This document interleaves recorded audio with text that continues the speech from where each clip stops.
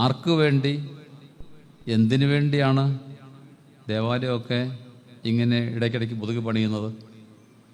പണിയെല്ലാം കഴിഞ്ഞ് ഇപ്പോഴാണ് അതിന് ചോദിക്കുന്നത് ഇല്ലയോ?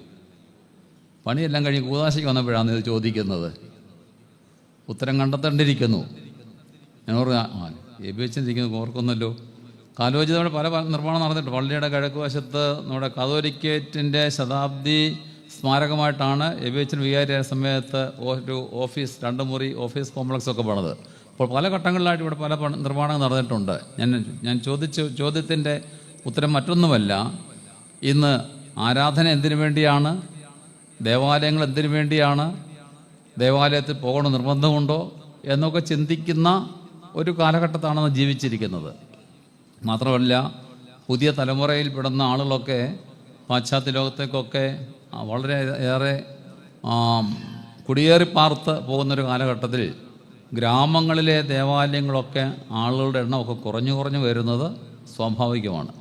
ഞാൻ ഇന്ന് ഉച്ചയ്ക്ക് മുമ്പ് ഒരു സമയത്ത് ഉത്തരേന്ത്യയിൽ നിന്നും 10-30 വർഷം ജോലി ചെയ്തിട്ട് മടങ്ങി വന്ന ഒരാളുമായിട്ട് സംസാരിക്കാനിടയായി.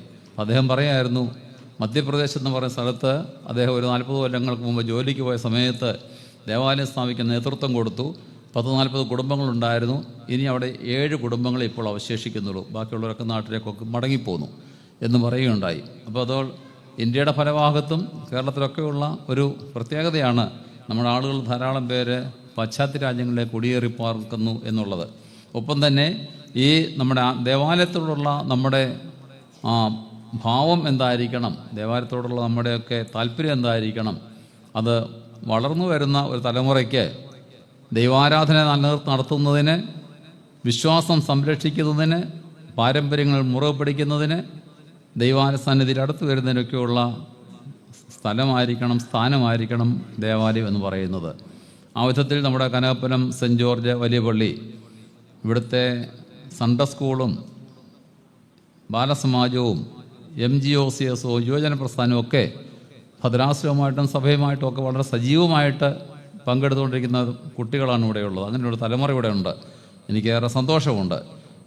യുവാക്കന്മാരൊക്കെ ഭദ്രാസന തലത്തിലും സഭാതലത്തിലും ഏറെ മുന്നിട്ട് നിൽക്കുന്ന ഒരു തലമുറയുള്ള ഒരു ദേവാലയമാണ് ഇത് എന്നുള്ളതിൽ എനിക്കേറെ സന്തോഷമുണ്ട്.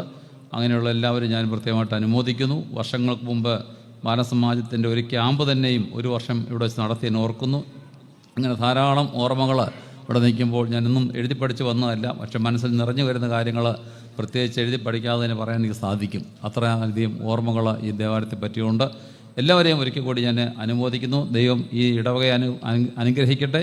ഇനി നമുക്ക് നമ്മുടെ വിശ്വാസ ജീവിതം, ആരാധനാ ജീവിതം, ദൈവസന്നിധിയുള്ള സമർപ്പിത ജീവിതം ഭക്തിപൂർവ്വം തുടരുന്നതിന് ദേവാലയം നമ്മെ അനുഗ്രഹിക്കട്ടെ. അതിനുള്ള ഇടമായി തീരട്ടെ നമ്മൾ ദേവാലയം പ്രാർത്ഥിച്ചുകൊണ്ട് എൻ്റെ അധ്യക്ഷ വാക്കുകൾ അവസാനിപ്പിക്കുന്നു. ദൈവം നമ്മെ വാഴ്ത്തി അനുഗ്രഹിക്കട്ടെ.